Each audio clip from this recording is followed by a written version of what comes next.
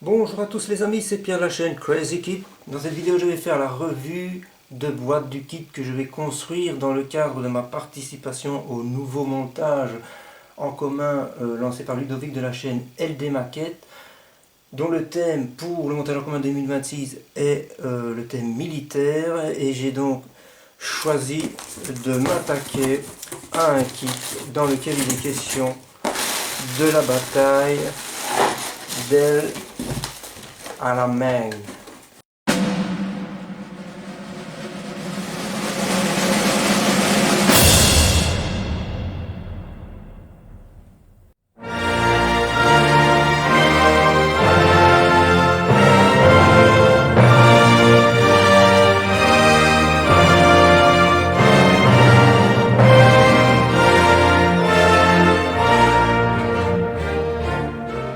Alors la bataille d'El Alamein, qu'est-ce que c'est? Tout d'abord, El Alamein est une ville égyptienne qui se trouve au bord de la mer Méditerranée, dans le désert de Libye.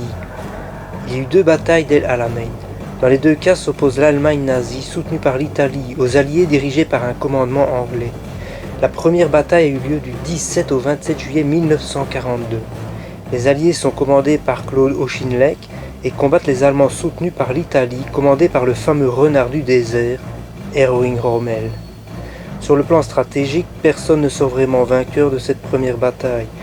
Les enjeux stratégiques à El Alamein sont énormes. Il faut empêcher les Allemands de contrôler l'Égypte et dans la foulée le canal de Suez. Il faut aussi les empêcher d'avoir une porte d'entrée sur les champs de pétrole du Moyen-Orient, l'or noir, vital pour l'effort de guerre. La deuxième bataille d'El Alamein a eu lieu du 23 octobre au 3 novembre 1942. Les forces de l'Axe sont à nouveau sous contrôle d'Erwin Rommel, alors que les Alliés sont désormais commandés par le célèbre Bernard Montgomery. Cette seconde bataille se solde par une victoire décisive des Alliés sur l'Africa Korps. Erwin Rommel est envoyé en France dans le cadre de la défense des côtes au niveau du mur de l'Atlantique. Quant à Montgomery, il continue de commander lors de la campagne d'Italie, va ensuite diriger les forces terrestres lors du débarquement de Normandie et finit maréchal. Et voilà les amis, c'est parti pour une petite revue de boîte. Donc mon choix, j'y étais un peu au feeling, hein. Le thème étant la guerre. J'ai regardé ce que j'avais. J'ai quelques avions militaires, mais j'ai envie de faire quelque chose de terrestre et je voulais partir directement sur un diorama. Donc je voulais un kit dans lequel il y avait des figurines. Et sur base de ça, je me suis promené sur le site de Passion 132 et j'ai flashé sur ce kit. Donc nous sommes chez Italeri, à l'échelle 1,35. Donc c'est le char d'assaut Crusader MK3 avec 9 figurines dans la boîte. Alors déjà le hardbox, vous voyez, j'ai le zoom de la caméra, il est au maximum, hein. La boîte est déjà assez sympa. Le hardbox il est absolument sublime, j'aime bien cette ambiance très british, décontracté. Alors lui peut-être il boit un petit thé, lui il a sa petite cigarette, lui tranquillement il fume la pipe, relax max. Le char, bon quand j'étais gamin j'ai fait quelques chars d'assaut, hein, 72e, ce modèle là je ne l'ai jamais fait, donc ça va être une découverte. Voilà, Italeri en général c'est une marque sympa, hein. Voilà, il y a deux possibilités visiblement. Ici je sais déjà que je vais partir sur un char avec du camouflage, 14 ans et plus, attention. Voilà, bon. Là, on nous donne un petit aperçu avec des figurines à côté. Ici, il y a quelques petites explications concernant le char. Et puis derrière, bah, il n'y a rien du tout. Donc, on va voir ce que ça comporte à l'intérieur.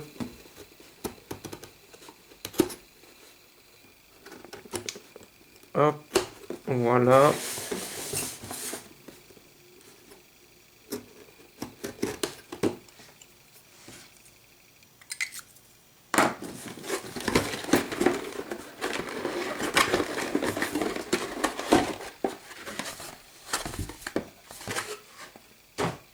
Donc nous avons des explications pour le montage, ce qui est le... Ouh, c'est en couleur, ça fait super plaisir, j'adore ça. C'est génial, voilà. Du Italeri, la dernière fois que j'ai fait du Italeri, ça devait être au tout début des années 2000, hein. C'était les Allemands sur le sidecar, là. Mais je me souvenais plus qu'il y avait de la couleur chez Italeri. Donc d'abord on a une planche de cale, comme vous pouvez le voir là. J'imagine qu'il correspond à différentes versions. Ça je verrai plus tard la version exacte que je vais faire, mais je sais que je veux un char avec du camouflage. Ça a l'air d'être de bonne facture.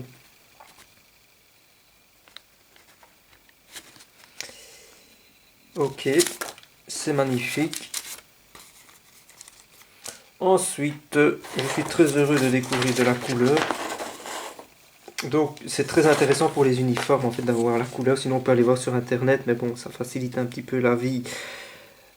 Surtout je ne suis pas un expert en la matière. Voilà, regardez, c'est très sympa. Ça fait un peu comme dessiner à la main, là j'aime vraiment bien ce style. Vraiment c'est sympa, et moi je pense que je vais partir sur cette version là. Du char d'assaut, là on a un récapitulatif de toutes les pièces qui se trouvent dans la boîte. Avec des explications je pense pour les couleurs. Alors comment ça fonctionne Ah oui d'accord, on est directement à 14. Donc c'est un plan un peu particulier. Donc en fait il s'ouvre comme ça. Ok, donc numéro 2.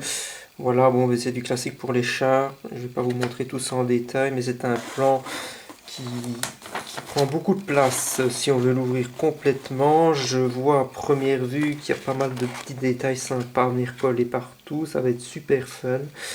La tourelle a l'air assez bien détaillée aussi.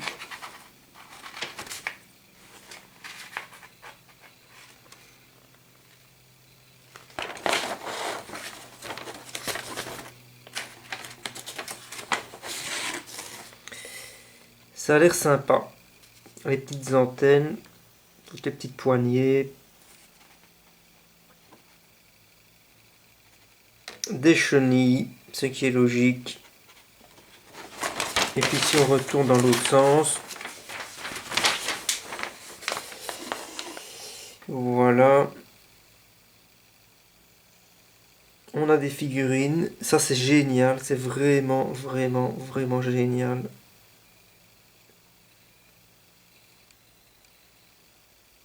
Oui, donc on a bien celui qui fume, comme on voit sur la boîte. Mais apparemment il y a différentes possibilités.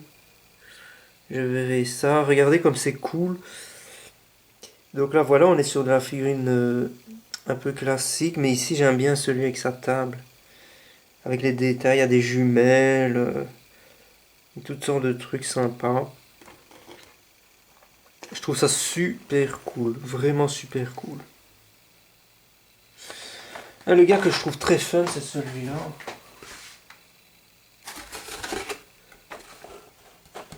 J'aime bien le style.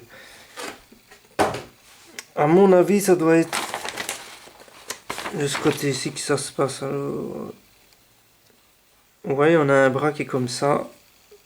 Il y a peut-être différentes possibilités, je verrai. Vraiment très sympa.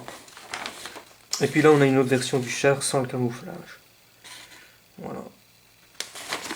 Ok, super sympa.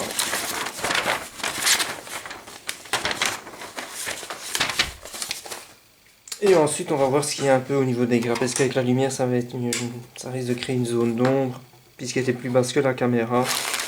Donc, on a un sachet de grappes comme ça, un deuxième ici, et puis il n'y a plus rien. Donc, c'est parti. Ça m'a l'air déjà assez gros. Hein. C'est du 1,35. Les seuls chars d'assaut que j'ai construits dans ma vie, c'est quand j'étais gamin, c'était toujours du 1,72. J'ai peut-être fait du 1,35, 1,32 sur du Half-Track dans les années 2000. De la marque Dragon, je me souviens. Mais un char d'assaut 1,35, c'est la première fois que je vais me faire ça. Je partirai sur une base de primaire arc interactif comme j'aime bien, et tout le reste sera en acrylique. Ça, je le sais déjà. Alors, les chenilles, les chenilles. C'est un caoutchouc qui a l'air de bonne facture, qui se laisse assez bien aller, donc ça devrait pas être trop compliqué pour lui donner un aspect réaliste. Je me souviens que sur les kits OS 72, c'était trop dur. On n'avait pas cet aspect de chaîne qui se laisse aller aux bons endroits. Mais ça a l'air pas mal. Voilà. J'irai évidemment peindre tout ça. Vous voyez, ça a l'air assez relax max. Puis il faudra que je trouve l'astuce pour coller ça correctement. Ok. Alors, ici nous avons des figurines. Voilà. On a tous les bras, les avant-bras, les détails. Je vais faire ça comme ça, on verra mieux, je pense.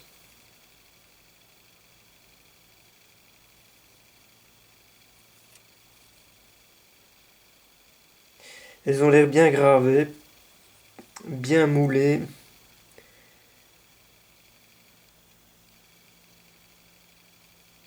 Ah lui, on doit lui coller ses pieds. Les autres, ils les ont directement. Il y a un petit peu de flash. Rien de bien méchant.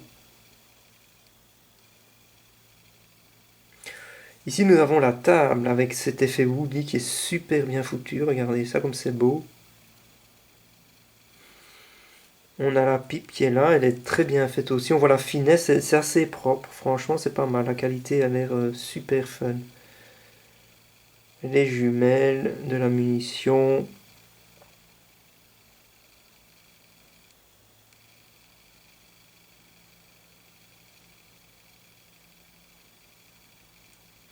Sympa. La tourelle du char, regardez-moi ça le travail, super sympa.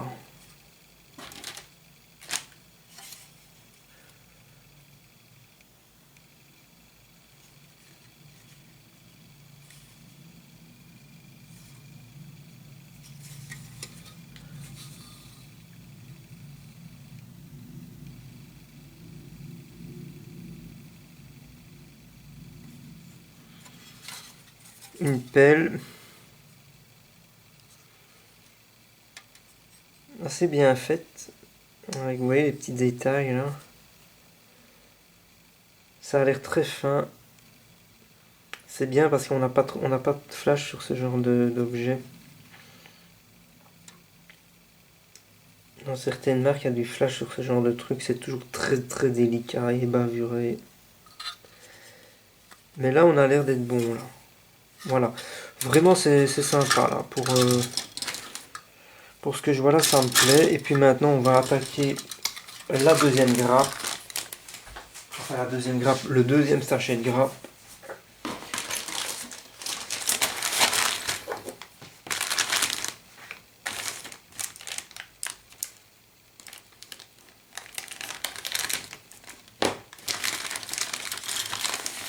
Nous avons donc encore de la figurine. Elles sont vraiment très sympas ces figurines.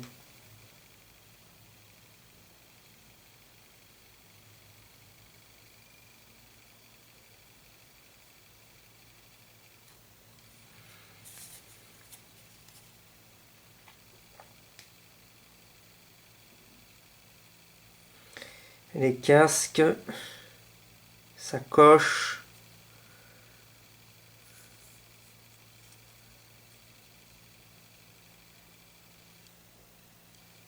J'aime bien ce genre de pièces, ça me plaît. Ça va être super sympa. Voilà.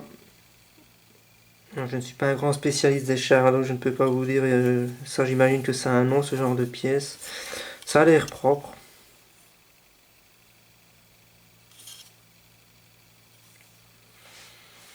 Et ensuite, la dernière grappe.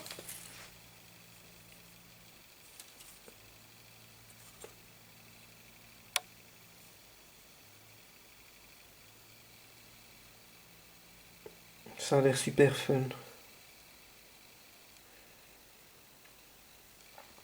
Je trouve ça sympa qu'il n'y ait pas beaucoup de flash. Ah, ça c'est sympa ça.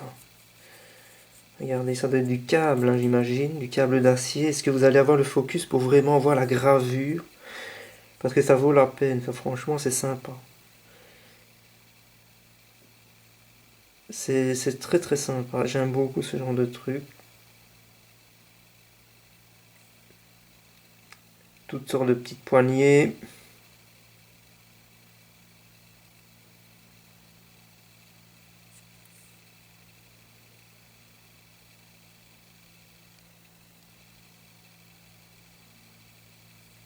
Et bien voilà les amis. Je vais m'éclater à faire ce kit. Et voilà les amis, j'espère que cette petite vidéo vous aura amusé. J'ai mis en barre d'infos un lien vers la vidéo de la chaîne de Les Maquettes dans laquelle il explique comment se déroule le montage en commun 2026. Donc pour quelqu'un ne connaîtrait pas sa chaîne, on ne sait jamais. Je pense que ça prend, c'est un montage qui court jusqu'au mois de septembre prochain. Et puis je trouve ça super sympa comme concept dans les groupes de construction. Là un peu de militaire, c'est vrai que ça change un petit peu, c'est sympa.